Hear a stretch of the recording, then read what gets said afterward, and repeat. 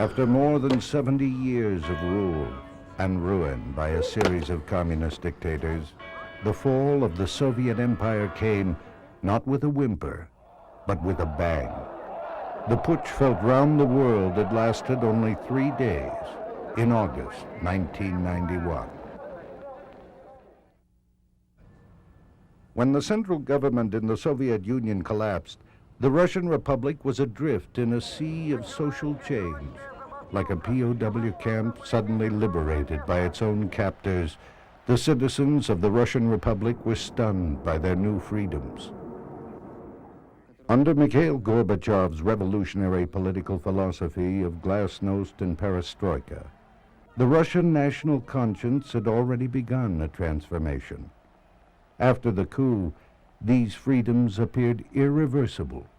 Free speech, freedom of religion, freedom of political choice, and with scarce resources and worthless rubles, the freedom to starve as well. With the safety net of communism gone, the Russians faced new problems and hard realities. Inflation was increasing, nearly 20% a month in the fall of 1991. Unemployment was at an all-time high, and without substantial foreign assistance, more shortages, even food riots were expected. Nevertheless, evidence of one of the most cherished new freedoms, free expression, is apparent everywhere today in Russia. Books that would never have been published before in the Soviet Union are sold openly by street vendors and bookstores today. Alternative newspapers, previously distributed secretly through underground networks, are available to anyone who wants to read them, and many do. The literacy rate in the Soviet Union is one of the highest in the world. Stalin had presided over a culture of fear, and in the decades that followed his death, a national xenophobia had set in. Fear of new ideas, new information, and new knowledge. With the aftermath of the coup, some Russians found themselves unprepared to embrace Western influences and ideals. The younger generation, however, was eager for change. Now Russian citizens are pressing for greater access to unbiased information.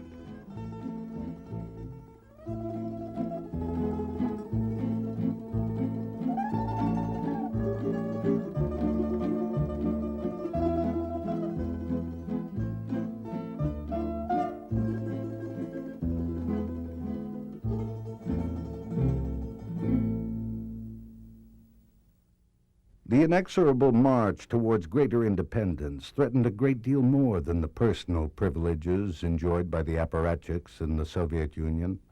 It threatened their ideology, and Gorbachev's 2 steps forward for each step back raised the specter of a decentralized system that would undermine the party's ability to control Soviet society. In fact, the party was faced with its own extinction. So when Gorbachev announced he was ready to sign a treaty that would change the Soviet Union to a Soviet Federation, with 6 independent states and 9 that were quasi-independent, some of his own advisors decided it was time to take control. After 3 days of fear, apprehension, defiance, camaraderie, hope, and courage, the whole world witnessed the rebirth of the Russian Republic.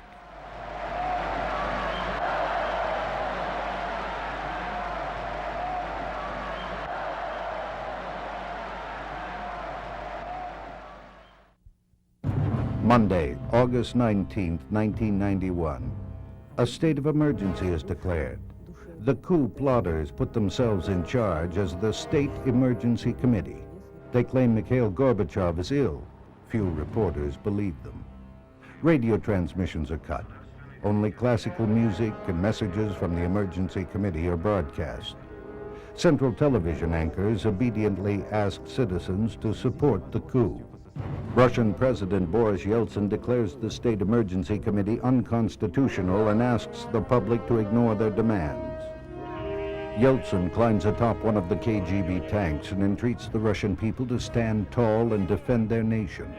Copies of the appeal are quickly distributed to the people and even tacked onto the tanks. More citizens rally in front of the White House. As the evening progressed, a human barricade was formed. Columns of tanks enter the city.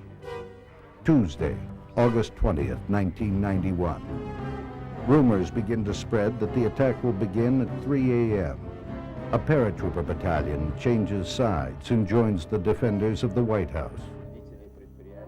Still no attack. You can hear the roar of the tanks moving in. There's a line of people signing up to defend the White House. They form detachments of more than 1,500 men each. Internal radio continues to broadcast appeals to the defenders to avoid conflicts with the army. Women are asked to leave the area for their safety. Most of them stay. New rumors abound that the KGB will attack at 6 o'clock. Still no attack. At least 4 lines of people form a barricade around the building. A paratroop division approaches Moscow and is stopped by the people's deputies. First blood is spilled in Moscow. 3 civilians die when tank and armored personnel carriers ram a barricade of trolley buses. Wednesday, August 21st, 1991. River barges move in to help in case of fire.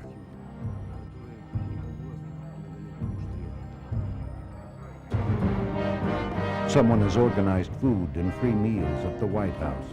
Most people haven't eaten in 48 hours. The Ministry of Defense recalls the troops.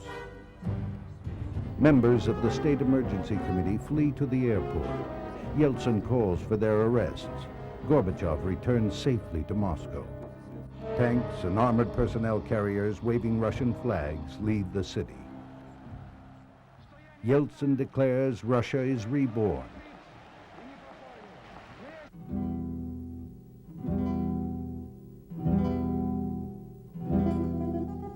Thousands of Russian citizens mourn the death of the 3 young men killed the night before. These deaths and the funeral of the 3 young men were a watershed that strengthened the resolve of the resistance. The Russians were now determined not to turn back. Librarian of Congress and noted historian James Billington was in Moscow the night of the coup attempt. People in a culture that had been avoiding moral choice for years, people just tried to get along as best they could and improvise. People were making moral choices, to go to the barricades or not, to say something in their own institution or not, to either support the Putsch, support the resistance, or remain silent with varying degrees of moral declaration and self-realization about where one stood and what one really wanted for the future. So you had a democratic movement that sort of came in from the bottom up into Moscow, then radiated out from this center, this newly legitimized center, which had been legitimized first by elections and then by blood, if you like, by standing firm in the face of this resistance. If you were there, you somehow felt that this was one of those great historical changes that it's rarely given anybody to experience.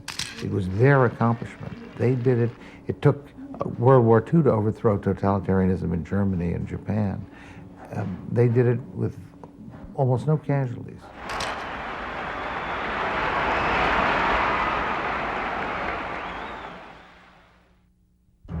Shortly after the coup failed, Soviet hardliners began burning the documents that detailed the activities of the Central Committee of the Communist Party for the past 70 years. Rudolf Pikhoia, chairman of the Committee on Archival Affairs for the Russian Republic, was among the Russians waiting to hear Gorbachev's speech when he received word of the destruction of the archives. We were waiting for Gorbachev to show up. And all of a sudden, we got the news that they had started to destroy all the archives at the Central Committee building. And we all understood how important, historically, all the papers and documents kept in this building were. Also, there was danger that all the papers connecting the Central Committee to the coup would be destroyed. At 4 o'clock in the afternoon on the 23rd, together with representatives of the police and the prosecutors of this country, I went to the building, and I can tell you that people really were destroying the documents.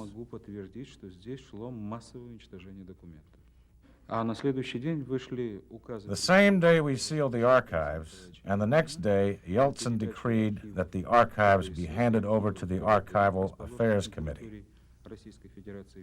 Pikhoia was astounded by what he found in these files. He confided to friends that for the first few nights of his search, he couldn't eat or sleep. There was too much to understand. The work was too important. These archives, said to contain more than 75 million documents, include the briefing papers and records of the Soviet Union under the leadership of Lenin, Stalin, Khrushchev, and Brezhnev. Close to 100 years of secret documents. Pikhoia believes the documents will provide solutions to many unanswered questions. In 1939, Winston Churchill had referred to Russia as a riddle wrapped in a mystery inside an enigma. The key, he said, was Russia's national interest. Now, in 1991, Pikhoia and his colleagues are beginning to find out what the Communist Party was really up to, under the pretense of the Russian national interest. There are unknown factors and unknown events for this country, like why the Chernobyl catastrophe was announced so late. It's still unknown who decided to invade Afghanistan and when. There are some other problems and matters that are unknown, but nobody has ever been able to investigate because there were no papers or other documents available. Among the findings are 7,000 secret unpublished papers written by Lenin, who was revered as the founder of the Soviet state. The main reason that they were never published is that Lenin was represented as a completely different figure than we were used to seeing in our squares, on our posters, everywhere. The Lenin represented in these never published papers was a very strict and strong leader who would use any measure to get the results he wanted without considering moral factors. It appears that not only were all governmental decisions made by the Central Committee, party members were also micromanaging every detail of life under communism. Everybody knew the results of the decisions the Central Committee made, but nobody knew how the decisions were made. It's like in a puppet theater. Everybody sees the puppets, but nobody knows who's pulling the strings. Pikhoia also found documents that he claims expose the hypocrisy of the leadership of the Communist Party. I found a lot of papers that disproved the motto of the Communist Party, that the Communist Party was a party of the people. And one of the main mottos was that moral values are higher than materialistic values in life. Then I found these commercial papers of the Communist Party, how they wanted to invest their capital, and how they wanted to open joint ventures, and were making investments, and then using tricks. They tried not to pay taxes. Yeltsin's orders to seize the archives saved an impressive number of files and documents from being destroyed. It's too soon to tell just how much of the collection is inherently important, but historians around the world are eager to find out what is there. The possibility of studying the archives gives us the possibility to understand the inner political power that was leading this country for 70 years. Still, there is a fear that some of what will be found will be explosive. What we may learn about how the Communist Party operated at home and abroad, and what they know about how our own intelligence agencies operated, will be of great interest historically and politically. And this is a history of the world, not just of the Soviet Union, in many respects in the 20th century. The Archival Committee is working to develop a system to organize the archives. Librarian of Congress Billington has agreed to set up a task force of Western scholars, librarians, and archivists to help expedite the process. We have to prepare and publish the papers of this country, not the history the committee wanted us to believe, but the real history. Pikhoia estimates it will take 5 years for the preliminary results to be published, and many more years to understand fully the history of Russia in the 20th century.